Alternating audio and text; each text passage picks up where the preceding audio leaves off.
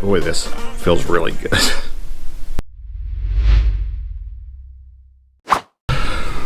Well, one of the things I did not expect to try to do this morning was to sit down at my desk and try to figure out what I was going to work on, because there's so much. There's a lot.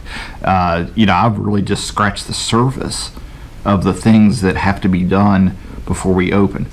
I think we have some of the hardest things finished.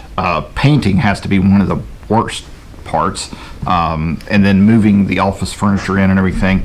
This week, Thursday, the movers are going to meet me where the stuff is that I bought. It's a pallet racking, all the warehouse equipment and everything, and move it into the warehouse. So starting Thursday through the weekend is going to be the next round of physical abuse on my body.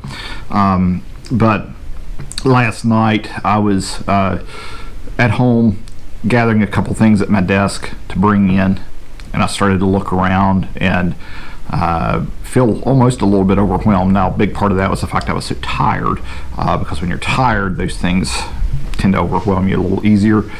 And was looking around, and I was like, oh, I need to take these things to the office, and oh, here's some more. Oh, there's a tub over there I need to take in. Oh, I need that stand with that printer on it. Oh, I need that stand with the heat press on it. Started to realize like 3/4 of the things that are in my home office have to come here to the office. And then I started to really think about, oh, that's just like this much of everything. And I started to realize how much was there, and the fact that it's this much in the grand scheme of things. And wow, you really started to think about that. And it reminded me of a video I saw last week that I saved on Facebook. It was a Facebook or Instagram reel where this guy asked the other, his guest, what would he say to overthinkers? And Tammy will tell you that I'm guilty, overthink a little bit sometimes. I have an analytical mind. It's the way I am. It's the way I work. It's the way I tick. And this guy said he had a quote from the book called The Boy, the Mole, the Fox, and the Horse. And so there's a part in the book where the boy tells the horse, I can't see a way through. And the horse says, can you see your next step? And the boy says, yes. And the horse says, then take it. And the point of it is to take that step that's in front of you and get some progress and feel like you've accomplished something, because you can't take the next step until you take that step. And too often we look too far ahead and we get overwhelmed by everything we look, and we see it as an insurmountable task. There's too much to do. There's no way I can accomplish this. It's overwhelming. I'm going to give up. And there's so many people, I think, that look at things that way. I don't know why I tend to not look at things that way. I just like to chip away at things until they become manageable. That's just the way I've always been. I've always looked at large projects. I started really doing large projects in my late 20s when I worked in IT, and was given probably, I think the first large project I did was a rollout for some banks, back when banks were putting PCs on the teller lines and getting rid of those like adding machine things they used back then. And it was rolling out to 44 locations of a bank in West Virginia, and it was an installation of a server and PCs. We had, the way we set things up, when it first came in, there was, I think it was like 300 PCs, and of course 44 servers, one for each branch, and they were all lined up in this big room, and there were tables set up, and was just, wow, that was a big project when it started out. And then in my head I instantly said, what's the first one, and how many PCs do we need, and let's get that one finished. And it worked. Before I knew it, I was finished. And then the next, I think about 6 months later, the same company came back to the company I worked for and said, we have another project where we're going to convert, the loan officers and, replace all the PCs in these branches, same branches, and we want him to do the project. So I did that project, same way. And then about a year later, they bought another bank, actually bought a few different banks, and merged those banks. It was like another 25 branches or something like that all around the state and a little beyond. And they came to the company I worked for and said, we want that guy to do this conversion and head up the project. And after that, it was just like, from then on, big projects were easy for me. And I view something like this like that type of project. So when you look at what it's going to take to do something like start a business, if you're thinking about starting your own business, you have to take that first step. You have to not look at you can't look at what the end result has to be and think, oh, it's impossible, I'll never get there.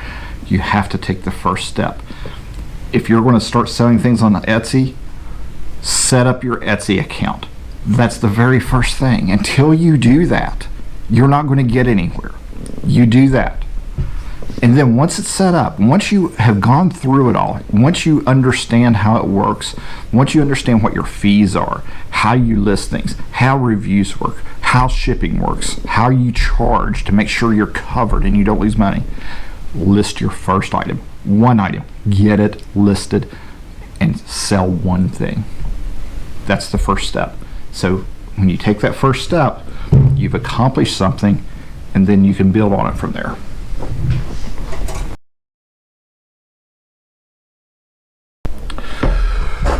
Wow, what a day. My first day working in the office, at least working at my desk in the office, and I think I got more done today than I have in the previous 2 months. So remember yesterday when I said that I would probably have to take some breaks and do many miscellaneous things? So I put my blinds up today and set up our shipping station out in the warehouse. I swept the floors in the main part of the office here. So I had to take some things just to give myself a mental break in between being immersed in programming and some other things I'm working on. It's pretty mentally taxing. It's tough, and but being able to concentrate is a whole different level. I just get so much more done when I'm in an environment that lets me work the way that I need to be able to work. So, the last couple of years we have been in COVID times, pandemic times, work from home times, all these things. And I have determined I am not that person. I am not someone who can just work from home and be happy with it. I need to be out of the house. I need to be, in an office, interacting with people, just away from my home, in order to be able to concentrate and get things done. That's part of, kind of embracing who you are. When it comes to getting things done and accomplishing things, I looked at this a long time ago, actually, in one respect, when it comes to organization skills. I'm not a very organized person, I guess. There are certain things I showed you when I was setting up the network the other day. I said this is where my OCD comes out, and when it comes to the network, the cabling, everything, I like to have neat and labeled and organized and in order A to Z, and when it comes to the warehouse, everything has to be in perpendicular and parallel rows and columns and just lined up. And and I used to drive our folks crazy, I think, when it comes to setting up things like shelving, because I wanted our shelving, if I could look down a row of pallet racking, they should all be in alignment. If I look down the ends of the rows, they should all be in alignment, things like that.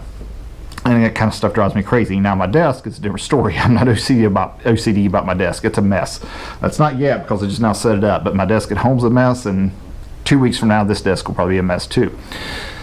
So I learned to embrace that. When it comes to organization, I see a lot of people look at things like I have to get organized, I have to do something about this, and they try planners, day runners, different apps, and none of them work for them. And that's because it's not the app, it's not the planner, it's not the day runner. It's how your mind works. And if you can't change how your mind works, then you're not going to be able to use a tool to organize it.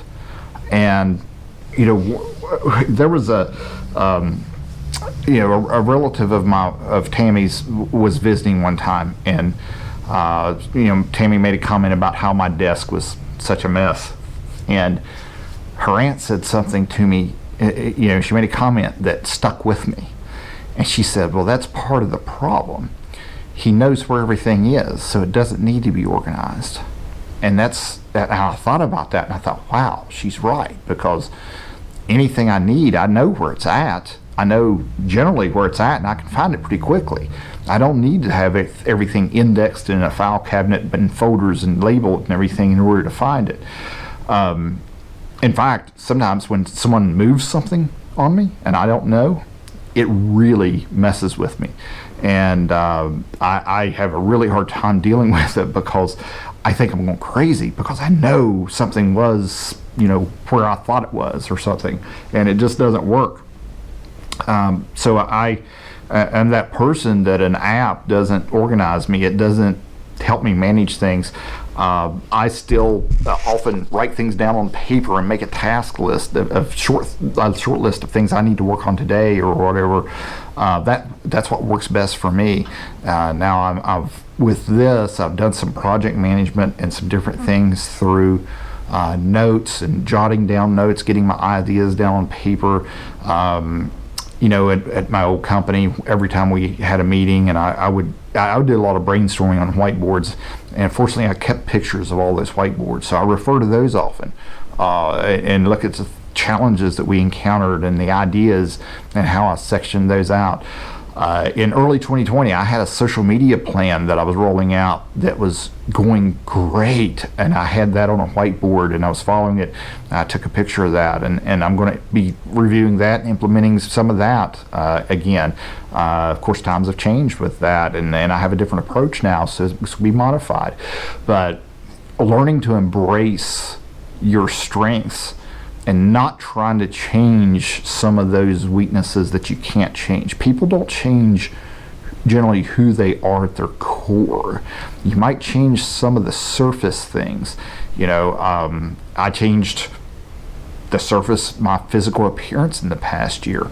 I started eating healthier, I lost weight, I started going to the gym, but I'm still not, I'm just not somebody who's going to go out and run a marathon. That's not who I am at my core. But I do, I know where my limits are. So learning to embrace the fact that I needed to be in an office is important for me. And I think a lot of people need to realize that and realize where their productivity is. I know a lot of people enjoy working from home. They like that freedom, they like the productivity and everything. It's to each their own, I guess.